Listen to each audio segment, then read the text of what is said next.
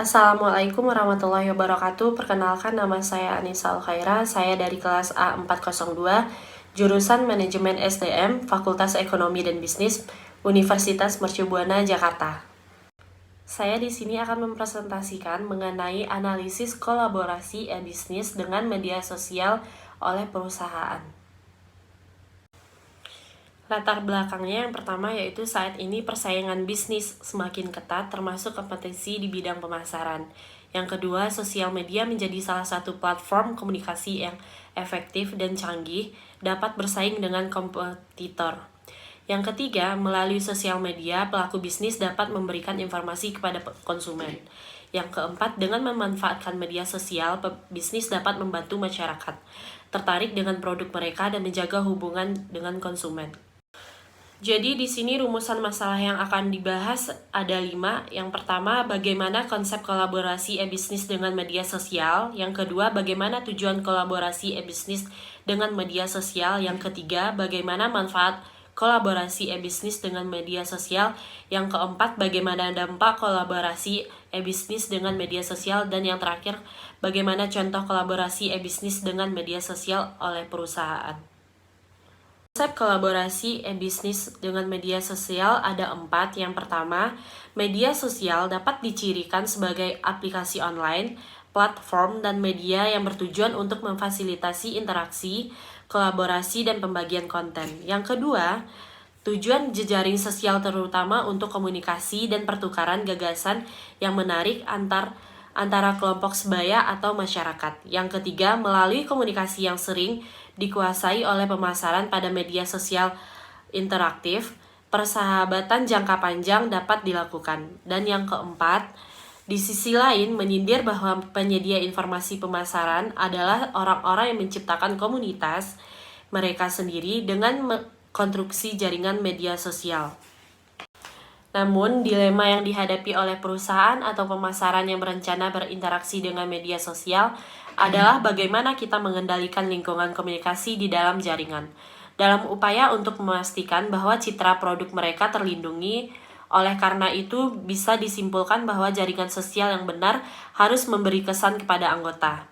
Rasa memiliki masyarakat, oleh karena itu bagi perusahaan agar sukses dalam menggunakan media sosial, langkah pertama adalah mempersiapkan, menyelaraskan peran internal dan proses kebijakan dengan tujuan bisnis. Tujuan dari kolaborasi e-bisnis dengan media sosial itu sendiri, yang pertama, sosial media membantu meningkatkan jaringan.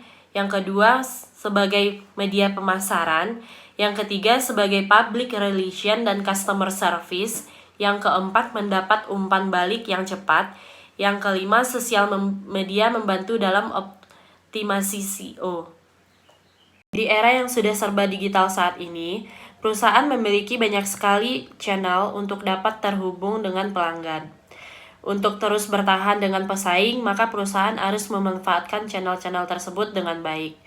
Perusahaan harus memahami betapa pentingnya media sosial untuk sebuah perusahaan.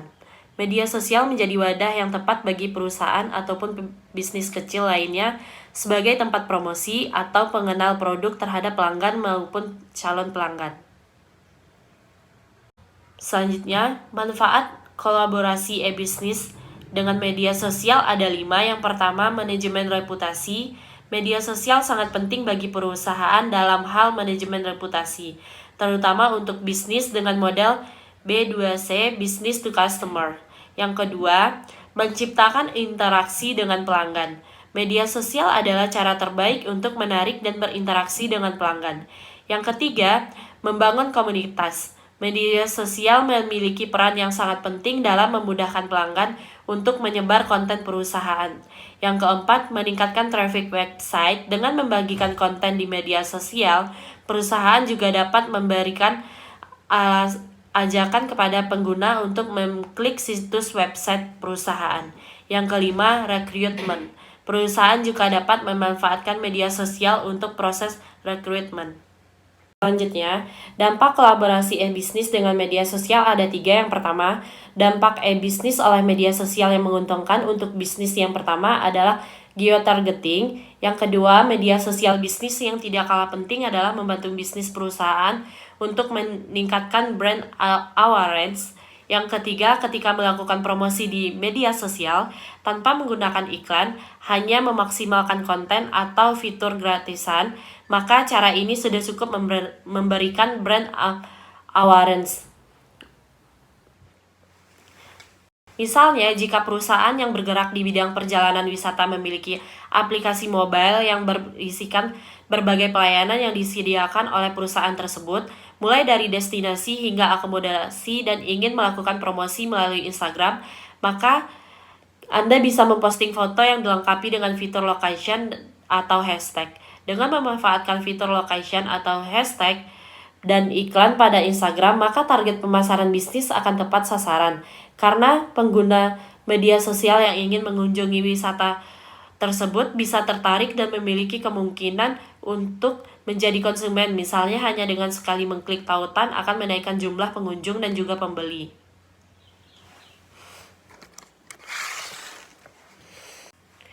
Berikut ini ada beberapa dampak negatif yang memungkinkan jika bisnis yang berkolaborasi dengan media sosial, antara lain yaitu yang pertama, menghadirkan informasi negatif mengenai brand yang tersebar dengan cepatnya meskipun belum pasti kebenarannya. Yang kedua, data dengan mudah ditiru bahkan dipakai oleh pesaing. Yang ketiga, memerlukan waktu dan tenaga tambahan untuk monitor informasi bisnis media sosial. Yang keempat, memerlukan waktu dan tenaga lebih dalam perencanaan pemasaran dibandingkan cara konvensional satu arah seperti iklan di TV atau radio. Yang kelima, dibutuhkan biaya yang lebih atas komplain produk dari pelanggan, khususnya jika produk tersebut harus diretur. Yang keenam, dampak media sosial dapat menyebabkan perang harga dengan kompetitor yang terkadang harus membuat bisnis melakukan promosi besar-besaran. Yang ketujuh, dampak media sosial dapat menyebabkan ketergantungan terhadap koneksi internet agar mengakses segala data dan informasi bisnis dari media sosial. Contoh kolaborasi e-bisnis media sosial oleh perusahaan. Target market dari Embrace Cinnabar adalah kalangan remaja dewasa muda dengan rentang usia 18 sampai 40 tahun. Berdasarkan data internal perusahaan PT Akasaboga Kreasindo, target market dari Royal Egg Chinese Dining adalah keluarga sekitar 25 sampai 40 tahun. PT Akasaboga Kreasindo mempromosikan informasi seputar produk dan pelayanan Royal Egg serta melakukan interaksi dengan konsumen secara langsung.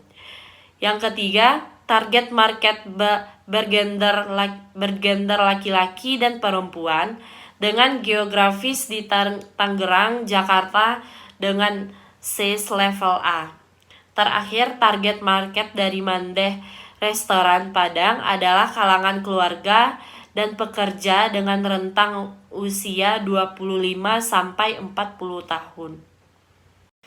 PT Akasaboga Kreasindo juga bekerja sama dengan para food blogger di area Tangerang, Jakarta dalam bentuk event dengan mengundang para food vlogger untuk mencicipi menu restoran dan kemudian memberikan review.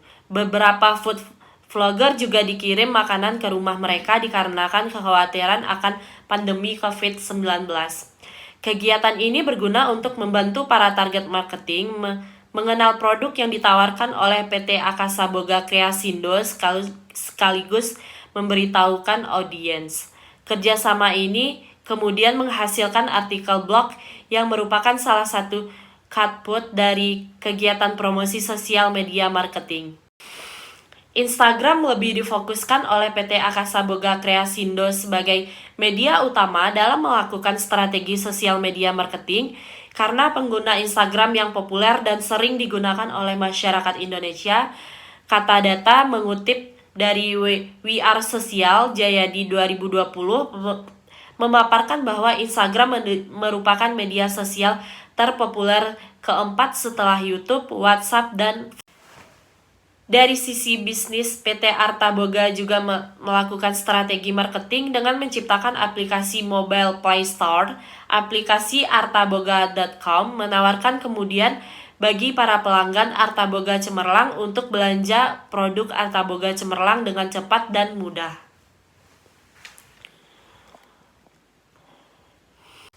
Jadi kesimpulan dari presentasi saya, dalam meningkatkan brand awareness dan penjualan, para pelaku bisnis sering menggunakan Instagram dan juga Facebook, Twitter, dan YouTube.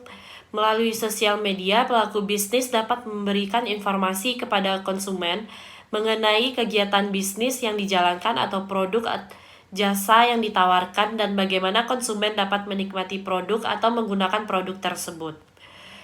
O'Reilly Muser Jukaititu berpendapat bahwa media sosial paling sering digunakan oleh organisasi bisnis untuk menciptakan reputasi merek yang positif dan untuk meningkatkan kepercayaan masyarakat terhadap organisasi dan produk atau jasa yang ditawarkan.